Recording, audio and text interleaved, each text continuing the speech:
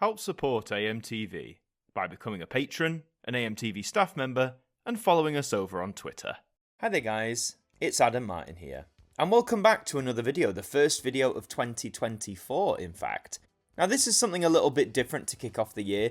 The audio might sound a little bit different from normal, I apologise from that. I'm not in my usual base where I normally record and produce videos, so this is just going to have to do for this one. But I wanted to share with you a very exciting fact, definitely a bucket list thing for me, and that is that in November of last year, I was on BBC News. Yes, you heard that right, the official BBC News itself. Sorry I haven't really communicated this before. When this happened, I was knee-deep in all the pantomime stuff. That is now over. If you follow me on socials, things like Twitter or Instagram, you might have seen me post about this, but I thought it'd be fun to really talk about it here in a video. So, as some of you might know, I have another channel, AMTV Now, which is dedicated to, now that's what I call music in all its forms, etc, etc. Spun off from the Now Review, which of course used to exist on this channel, so I'm a pretty big fan of the franchise and have been for much of my sort of teenage and adult life.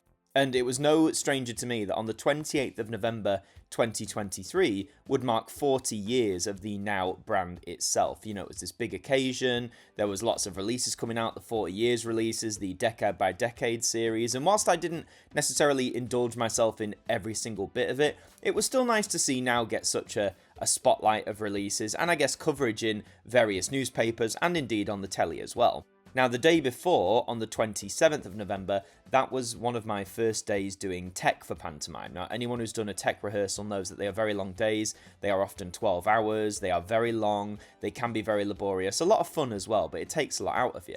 And it was nearing the end of that first day on the 27th when I got a DM from a BBC journalist on Twitter basically saying, hey, I've seen your YouTube channel, your AMTV Now channel. You seem like a pretty big fan and someone that we'd like to speak with on the anniversary date itself, which of course was the next day. Now I was thrilled about this. You know, I've always admired the BBC and what they produce, especially in terms of the news. So the chance for me, you know, a humble fan of Now, to go on the BBC and chat about one of my passions was really exciting.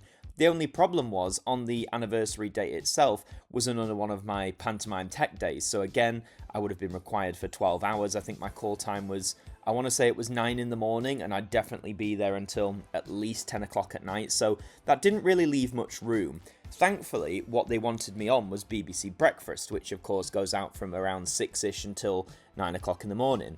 So we initially arranged that we'd have a Zoom call at around 8:45, where my segment of the programme would be recorded and shown live, which was a little bit nerve-wracking.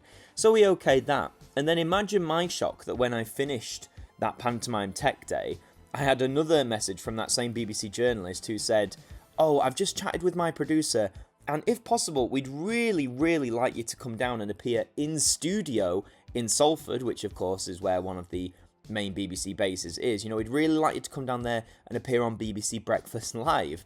Now, you can imagine that my head went absolutely through the roof in this. I mean, to appear on BBC News is one thing, but to potentially appear, you know, live in studio, that was such an exciting thought, such an exciting opportunity, and one that, you know, I'd be very hard-pressed to turn down.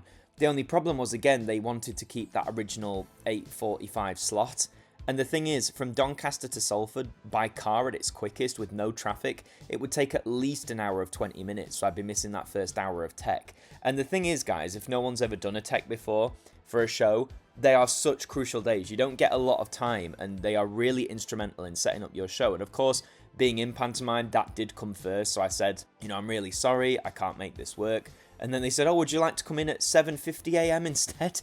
And my brain was racking because I thought, by God, if I was out of there by 8 o'clock, I'd only miss like the first 15-20 minutes, but ultimately I decided not to do it for a few reasons. Obviously, the thought of being there in studio was very, very tempting, especially for someone who's, you know, one of his bucket list things is to be on BBC News. It was really tough, but I decided, you know, I'd have to get up stupid early, like, you know, 5 o'clock-ish in the morning. It involved traveling there. I couldn't guarantee what the traffic could be like. As mentioned, it could be absolute hell, and ultimately it might just derail everything a la rehearsal. So we stuck to the original plan, a Zoom call at 8:45 in the morning. So the day came and I asked what they wanted, you know, what the setup was going to be, and they asked me if I could display my Now albums in the background, as you could see there. Now, as you know, like, I may have downsized the collection somewhat in compared to previous years, but I still had a lot of stuff, and there was no way I was going to be able to get every single piece of Now Ephemera that I own in the background of a shot. So I chose a mixture. You know, I got some vinyls, I got some CDs, even some cassettes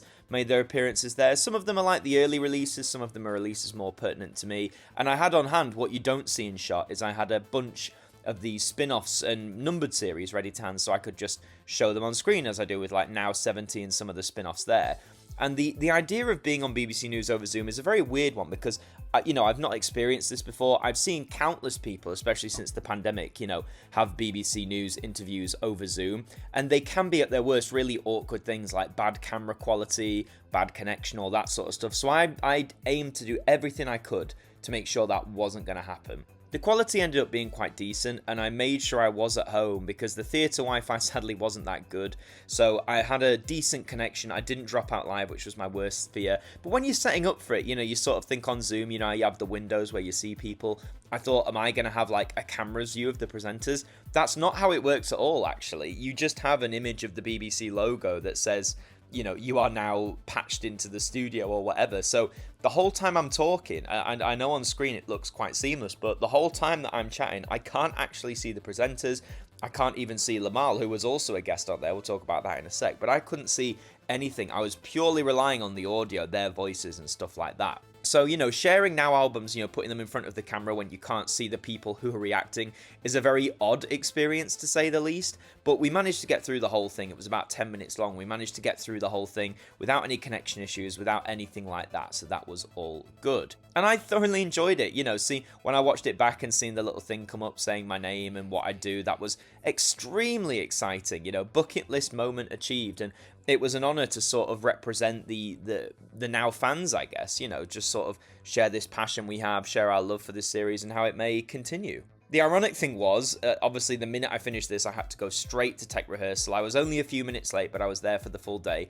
But then in my first break, so about midday, I have an email from ITV of all people who are like, hey man, we saw your clip on the BBC and we'd love you to come on ITV and basically do the same thing. You know, by that point, the only time I would have had would have been my lunch hour, and I didn't have any of the Nows with me to hand, which I told them, and ITV basically ghosted me, which is absolutely their prerogative, but I thought, God, you know, the preparation, I wish they could have done this a little bit in advance. I even had a thing later on from BBC Radio Sheffield, which is my nearest local BBC radio station, again asking me to come on and do a similar thing, and I would have absolutely adored it, but unfortunately, once more, schedules did not line up and it did not happen. So it was a shame I didn't get to do the other broadcasters as well, but I was more than thrilled to be on BBC Breakfast. That was, again, lifetime achievement made for me, for sure. Also, a surprise to be sharing the screen with Limahl, the 80s pop star formerly of Kajagoogoo, and had a few bits of solo success in his own right as well. You know, Too Shy with Kajagoogoo, that's a banger. They appeared on the first Now, of course, and he was also promoting a new Christmas song out there. So, you know, just to sort of share the airwaves with a 80s pop star is a very surreal experience. And obviously at the time I couldn't see him either, so I didn't know how he was reacting to what I was saying or doing. And in the actual clip that was transmitted, I know there's sometimes where you can see all three parties, the presenters, myself and Limahl. So watching those reactions has been quite interesting, quite eye-opening. But the whole experience itself, I mean, again, I'm absolutely chuffed to bits that it happened. Thank you so much to the BBC for inviting me. And again, even though it didn't work out, thank you to ITV and thank you to Radio Sheffield for thinking of me and based on what they saw and wanted to see more. You know, if you ever need me again for anything that I'm passionate about, I'm right here on your doorstep. But I just wanted to share, not like a behind the scenes, well, yeah, sort of a behind the scenes of how it came about, because I've had a few people asking, and also just to share with you my experience of it and how exciting it was, and how hopefully it won't be the last time that I'll make the main BBC News. Hopefully, you know, we'll see where life takes us. But if you want to see the full clip, or as full as possible due to various copyright things, I have uploaded it onto AMTV Now. That seemed quite pertinent to get the unaltered version on there. So if you want to see that, head over onto AMTV Now, check it out. Also subscribe there as well if you want to see more Now-based content. And in the meantime, if you enjoyed this little insight behind the scenes, then please like this video, leave your comments down below, let me know what you thought. Let me know as well, did you catch it on broadcast on the 28th of November, that early in the morning? Did you see it happen? Were you surprised to see a familiar face pop up on the screen with his colourful jumper and spiky hair? Also, subscribe to the channel if you're brand new as well. We're entering 2024. I'd love to get to 50,000 subs by the end of the year. I know that's a massive task, but hey, I think with all your help, I definitely think we can get there. So here's to the future. In the meantime, I've been Adam Martyn from AMTV. Thank you for joining me, and I'll see you next time. Thank you to all our patrons for helping to support the show, and a special thank you to Macra, Ben Freeman, Ethan Carberry-Holt, Bruce Danton, Globe of Reviews, Derek Chambers, Shaun Knock, Daud Khan, Liam De-Maine, Trev Hughes, Carl KR, AJ Mac 200017, Daniel Middleton, Deck KP20, and Simon Harrison, our AMTV staff members.